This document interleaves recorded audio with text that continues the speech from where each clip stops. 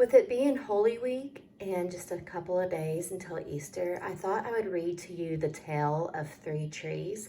It is a folk tale and has been passed down from family to family over time. It's about three trees who wish to become very great, and they wind up being a part of the greatest story ever told, and that is the life and the ministry of Jesus.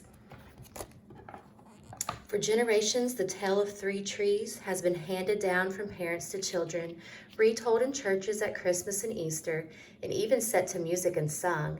As is often true in folk tales, its originator is unknown. To this person, I am deeply grateful. Once upon a mountaintop, three little trees stood and dreamed of what they wanted to become when they grew up.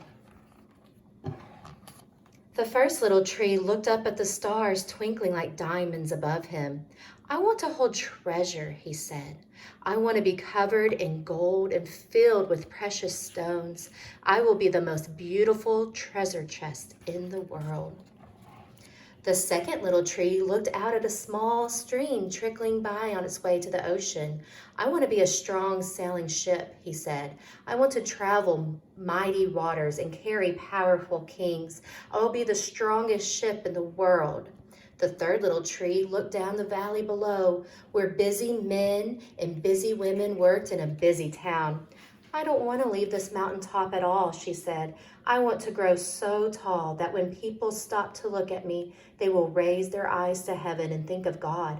I will be the tallest tree in the world. Years passed, the rains came, the sun shone, the little trees grew tall. One day, three woodcutters climbed the mountain.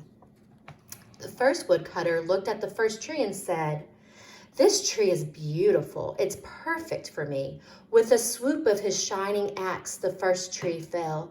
"Now I shall be made into a beautiful chest," thought the first tree. "I shall hold wonderful treasure." The second woodcutter looked at the second tree and said, "This tree is strong. It is perfect for me." With a swoop of his shining axe, the second tree fell. "Now I shall sail mighty waters," thought the second tree. "I shall be a strong ship fit for kings." The third tree felt her heart sink when the last woodcutter looked her way. She stood straight and tall and pointed bravely to heaven, but the woodcutter never even looked up. "Any kind of tree will do for me," he muttered. With a swoop of his shining axe, the third tree fell. The first tree rejoiced when the woodcutter brought him to a carpenter's shop, but the busy carpenter was not thinking about a treasure chest. Instead, his work-worn hands fashioned the tree into a feed box for animals.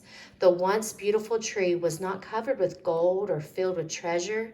He was coated with sawdust and filled with hay for hungry farm animals. The second tree smiled when the woodcutter took him to a shipyard, but no mighty sailing ships were being made that day. Instead, the once strong tree was hammered and sawed into a simple fishing boat. Too small and too weak to sail an ocean or even a river, he was taken to a little lake. Every day he brought in loads of dead, smelly fish. The third tree was confused when the woodcutter cut her into strong beams and left her in a lumber yard. What happened? The once tall tree wondered. All I ever wanted to do was stay on the mountaintop and point to God. Many, many days and nights passed. The three trees nearly forgot their dreams. But one night, golden starlight poured over the first tree as a young woman placed her newborn baby in the feed box. "I wish I could make a cradle for him," her husband whispered. The mother squeezed his hand and smiled as the starlight shone on the smooth and sturdy wood. "This manger is beautiful," she said. And suddenly, the first tree knew he was holding the greatest treasure in the world. One evening, a tired traveler and his friends crowded into an old fishing boat. The traveler fell asleep as the second tree quietly sailed out into the lake. Soon a thundering and thrashing storm arose. The little tree shuddered. He knew he did not have the strength to carry so many passengers safely through the wind and the rain. The tired man awakened. He stood up, stretched out his hand, and said, "Peace."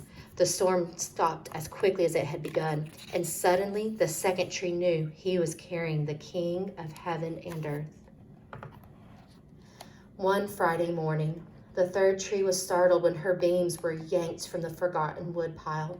She flinched as she was carried through an angry, jeering crowd. She shuddered when soldiers nailed a man's hands to her.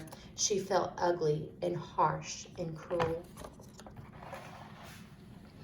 But on Sunday morning, when the sun rose and the earth trembled with joy beneath her, the third tree knew that God's love had changed everything.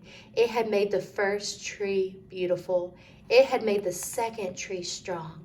And every time people thought of the third tree, they would think of God. That was better than being the tallest tree in the world.